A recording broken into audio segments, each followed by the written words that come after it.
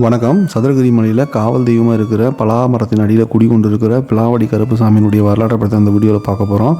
வாங்க வீடியோக்குள் போகலாம்.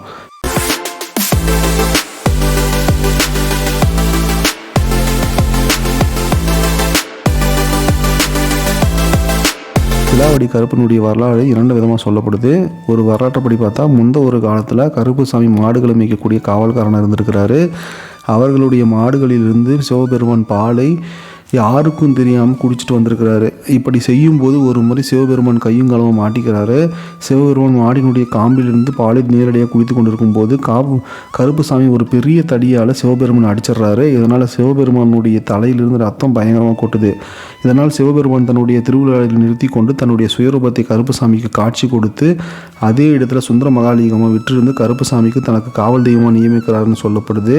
இதற்கு முன்னால் சுந்தர மகாலிங்கம் உருவான கதை என்ற வரலாற்றில் சிவபெருமான் தன்னுடைய அடியார்கள் கைலாயத்தில் இருந்த யாழ்வளதேவருக்கு ஒரு சாபத்தை கொடுத்து அந்த யாழ்வளதேவர் சதுரகிரி மலைக்கு பக்கத்தில் மாடு மேய்க்கும் பச்சைமானாக பிறந்து அங்கு இதே மாதிரி திருவிளையாடலை சிவபெருமான் நடத்தி பச்சைமான் சிவபெருமான் தலையில் அடித்து அப்போது சிவபெருமான் தன்னுடைய ரூபத்திற்கு மாறி தன்னுடைய அடியார்களுக்கு சாபத்திலிருந்து விமோச்சனம் கொடுத்து மீண்டும் அவர்களை கைலாயத்திற்கு அழைத்து சென்றதாக சொல்லப்படுது.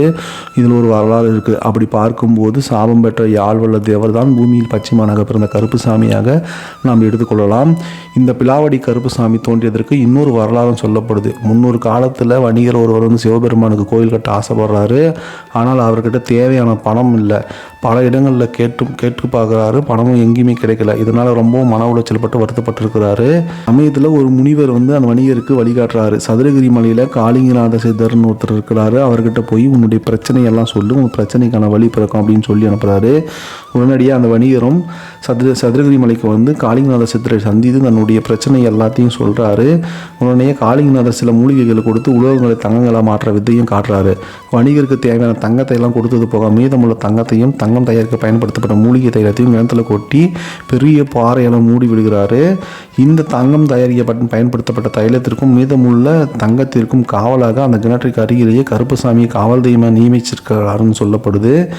அப்படி அந்த கருப்புசாமி குடிக்கொண்டிருக்கக்கூடிய அந்த இடத்துல ஒரு பலாமரம் இருக்குது.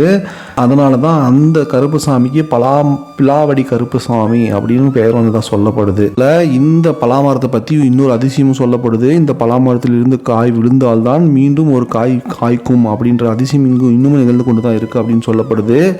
இப்படி தான் பிலாவடி கருப்புசாமி உருவானதாக வரலாறு சொல்லப்படுகிறது. இந்த வீடியோ உங்களுக்கு பிடித்திருந்தால் லைக் செய்துவிட்டு வீடியோ எப்படி இருந்தது என்பதை கமெண்டில் பதிவிடுங்கள். மீண்டும் ஒரு வீடியோவில் சந்திக்கலாம். நன்றி, வணக்கம்.